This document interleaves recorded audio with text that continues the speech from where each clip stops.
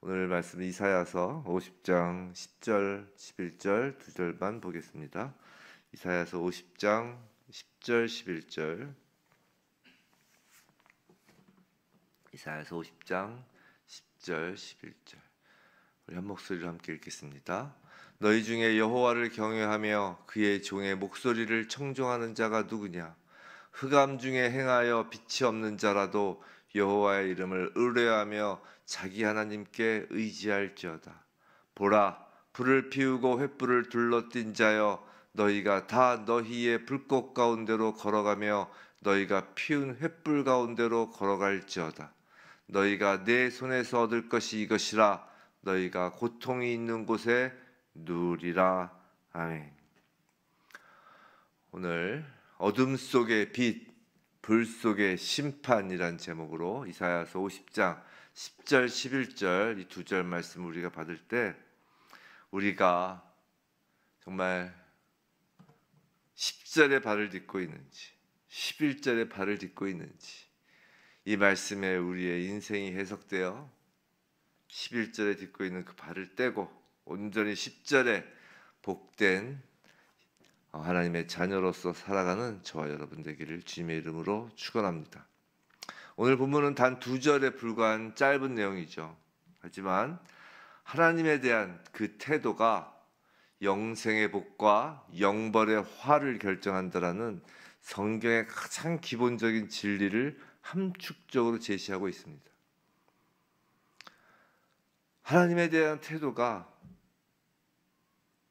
복과 화를 결정한다는 그 가장 기본적인 진리, 그 진리를 오늘 두 말씀에서 두 구절의 말씀으로 우리의 영적 각성을 불러일으키는 것이에요. 하나님은 오늘 우리에게 물어보시는 것입니다. 10절 시작할 때 이렇게 물어보시는 거예요. 너희 중에 여호와를 경외하며 그의 종의 목소리를 청종하는 자가 누구냐라고 말이죠. 어제 9절까지 해서 여호와의 종의 노래 세 번째 노래를 우리가 보았었죠. 여호와의 종은 학자의 귀를 가지고 학자의 혀를 가지고 하나님의 말씀을 들어 하나님의 말씀으로 공고한 자를 도와주는 자였습니다. 하나님의 말씀을 선포하고 가르침으로 하나님의 말씀으로 사람들을 살리는 자가 여호와의 종이었어요. 그 여호와의 종의 소리를 청종하는 자가 누구냐라고 지금 물어보시는 거예요. 이 질문은 정말 누군지 한번 알아보려고 어떤 정보를 수집하려는 목적이 아니라 지금 이 말씀을 듣는 우리의 마음을 점검하시는 하나님의 음성입니다. 오늘 본문은 인간의 그 영적인 그 길을 두 갈래 길로 지금 나눕니다.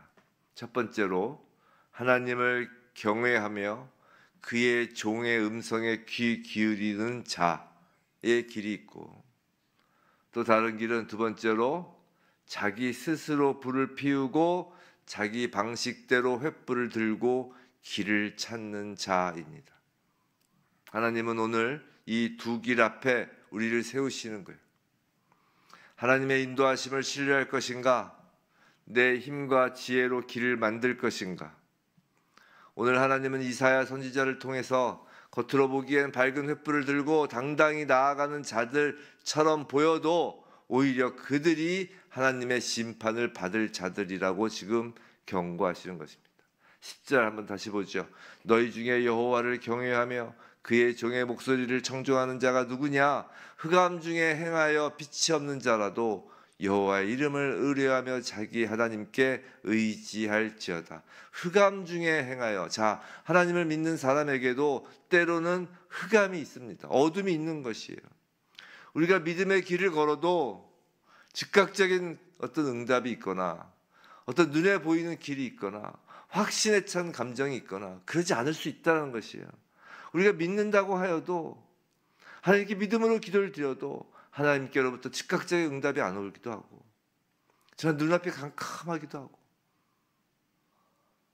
하나님 정말 나와 함께 하신가, 어떤 그런 마음이 좀 사그러질 때가 있는 것이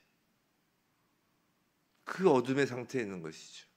하지만 이 어둠은 심판이 아닙니다. 이 어둠은 하나님의 시험이며 오히려 하나님을 신뢰할 수 있는 기회의 시간들이에요. 19세기에 그 중국 선교로 유명하신 그 허드슨 테일러 그 선교사님이 그런 일화가 있어요. 이제 중국 선교 도중에 모든 재정적 지원이 끊겼다는 것이. 그래서 동역자들도 다 떨어져 나가고 자신은 또 전염병과 기근 속에 아주 정말 한 치 앞도 내다볼 수 없는 그런 상태에 있었다고 합니다. 그때 그 허드슨 테일러 선교사님이 이런 편지를 보냈다고 해요. 나는 지금 완전히 어두운 터널 속에 있습니다. 그러나 하나님은 이 어둠 속에서도 나와 함께 하십니다. 나는 빛이 아니라 하나님을 의지합니다. 라고 말했다고 해요. 사랑하는 성도 여러분, 신앙이란, 믿음이란 어떤 눈에 보이는 빛이 있기 때문에, 그 빛이 보이기 때문에 걷는 길이 아닙니다. 어둠 속에서도 하나님께서 함께 하심을 믿고 걷는 것이에요. 오늘 이사야 선지자를 통해 말씀하십니다.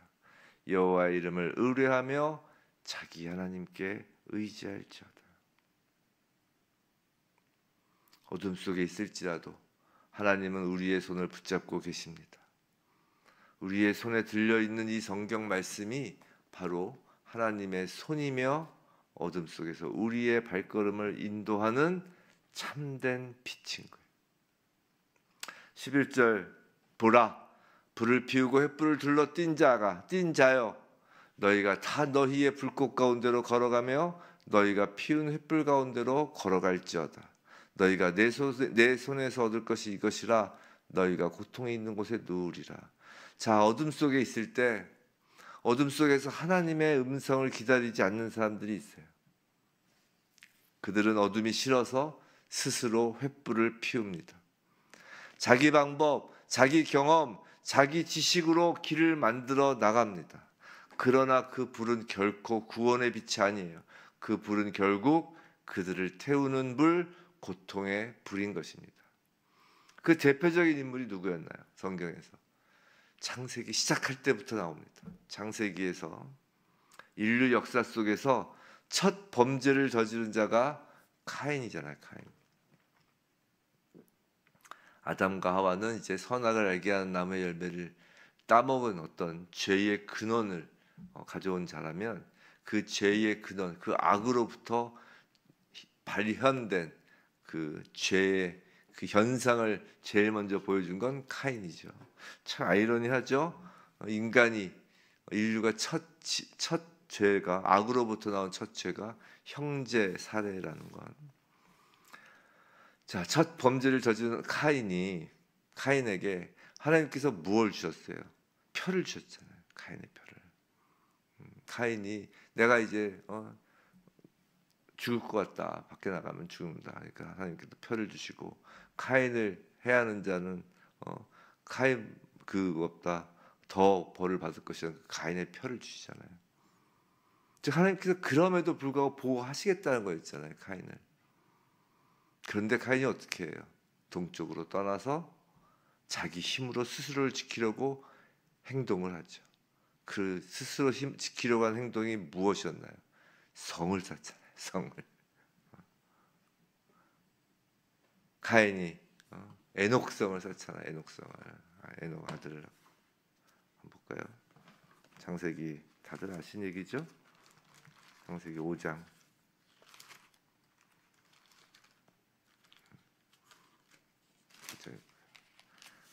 창세기 4장이죠.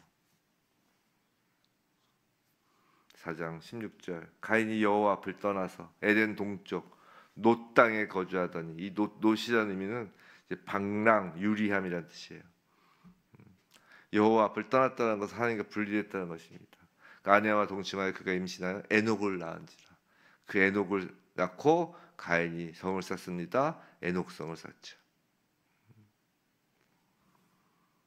가인에게 표를 주었는데 가인을 죽이는 자는 벌을 7배나 받을 것이라고 하는 그 표를 주었는데 그 표를 받았음에도 가인은 여호와 앞을 떠난다고요. 스스로 횃불을 든 거예요. 가인, 에녹성을 쌓음으로 말이죠. 그리고 나서 등장하는 쭉 이제 가인의 계보들이 나오죠. 그죠? 가인의 계보들에 속한 자들이 다 모였어요. 다 자기 손으로 불을 피우는 문명의 시조들이 되잖아요. 그죠? 아다는 뭐 야발을 낳았으며 그는 장막에 가축을 치는 자의 조상도 되고, 또 가인의 후손 중에 수금과 퉁소를 잡는 조상이 되고, 소위 말해 지금으로 치면은 그 뮤지션의 조상이 되는 거예요. 그 다음에 쇠로, 구리와 쇠로 여러 가지 기구를 만드는 조상도 있고, 이 가인의 후예들이 바로 자기 손으로 불을 피우는 문명의 시조가 되었습니다. 가만히 생각해 보세요. 인류의 문명은 인간에게 편리함을 가져다 주기도 하였죠. 하지만 가만히 생각해 보면 모든 인류의 문명은 무엇을 가장 발달시켰는지 아세요? 그건 사람을 죽이는 무기를 발달시켰습니다. 사람 편하게 하자고 만든, 뭐 대표적으로 요새 뭐가 있어요? 사람 편하게 하자고 만든 드론 있잖아요. 드론이 이제 공중에서 사진 찍고 뭐 그런 제 아는 친구 중에서는 드론으로 그 사진을 찍어서 사진 작가, 예술가인 친구도 있는데, 또 드론이 원래 이렇게 좀 산하고 오지 같은데 뭐 물건 같은 거 배달하고 뭐 길이 없는 곳에 그런 것을 위해서 좀 편리함을 위하여 이용했던 거죠. 근데 그 드론이 지금 뭐예요? 새로운 전쟁의 양상을 바꾸는 무기로 쓰이고 있잖아요. 에너지를 만들려던 과학은 결국 핵폭탄을 만들었죠. 결국 그들을 태우는 불이 되는 것입니다. 자신의 생각으로 하려고 했던 그 결과들이에요. 아브라함이 그 자신의 생각으로 하려 했던 그 결과를 보여주죠. 아브라함은 하나님의 약속을 받은 자였어요. 하지만 자신의 생각으로 이제는 안 되겠다 해가지고 사라와 함께 조급해서 하갈을 취하잖아요. 그 결과 이스마엘을 낳죠. 그 선택은, 그 아브라함이 자신의 생각과 자신의 뜻을 하려 했던 그 선택은 오늘날까지도 중동 갈등의 불씨가 되고 있죠. 하나님의 인도하심과 하나님의 때를 기다리지 못하고 스스로 불을 피우면 그 불은 결국 나를 삼키는 것입니다. 사랑하는 성도 여러분, 여러분은 무엇을 의지하나요? 하나님의 이름인가요? 아니면 나의 횃불인가요? 오늘 본문은 우리에게 물어보는 거예요. 너는 어둠 속에서 여호와의 이름을 의지하는가? 아니면 어둠을 참지 못하고 너만의 불을 피우는가? 라고 말이죠. 그래서 하나님께서 때때로 어둠을 우리에게 허락하시는 거예요. 성도 여러분, 믿음은 기다리는 것입니다. 어둠 속에서 드러나요. 하나님의 말씀이 더 이상 들리지 않을 때, 환경이 막 나를 억누르고 있을 때, 그때야말로 진짜 믿음이 시험받는 순간입니다. 성도 여러분, 어둠은 끝이 아닙니다. 기다림은 은혜의 시간입니다. 하나님은 자기 백성이 어둠 속에서도 하나님을 붙드는 법을 배우기를 원하시는 거예요. 스스로 길을 만들지 말고 불빛이 없을지라도 하나님의 음성을 기다리는 법을 배우기를 원하시는 거예요. 너희가 내 손에서 얻을 것은 이것이라, 너희가 고통이 있는 곳에 누우리라. 자기의 불은 결국 고통을 낳지만 하나님을 의지하는 자는 결코 수치를 당하지 않습니다. 성도 여러분, 오늘 하나님 말씀을 받아 이 말씀으로 나 자신을 해석해 보시기 바랍니다. 과연 나는 10절의 인생을 걷고 있는가? 아니면 11절의 인생을 걷고 있는가? 해석해 보시기 바랍니다. 내가 지금 걷고 있는 길은 하나님의 인도인가? 아니면 내가 피운 불빛인가? 과연 어둠 속에서 하나님의 음성을 기다릴 인내가 내게 있는가? 내가 지금 의지하는 횃불은 무엇이며 그 불이 결국 나를 해치고 있지는 않은가? 이렇게 하나님의 말씀으로 나를 해석하는 것입니다. 제가 이제 전에 한번 말씀드렸죠. 우리가 이 성경 말씀을 해석하는 것보다 더 중요한 것은 이 성경 말씀이 우리를 해석하는 것입니다. 아마 그래도 이 새벽에 예배로 하루를 시작하는 성도라면 적어도 오늘 보면 11절보다는 10절에 가까운 인생을 살고 계실 것이라고 믿습니다. 하지만 아마 대부분 저를 포함해서 저라고 통평가요? 저도 마찬가지지. 대부분 이 10절과 11절 두 절 사이에 두 발을 걸쳐 놓고 살 것입니다. 11절에서 발을 떼기가 참 어렵죠. 두렵습니다. 남들은 다 불을 피고 그 횃불을 들고 다니는데 나 혼자 어둠 속에서 있으면 두렵죠. 11절에서 발을 떼기가 참 어려운 것입니다. 하지만 오늘 이 아침에 하나님 말씀에 의지하여 과감하게 11절에 얹혀있는 우리의 발을 떼어보시기 바랍니다.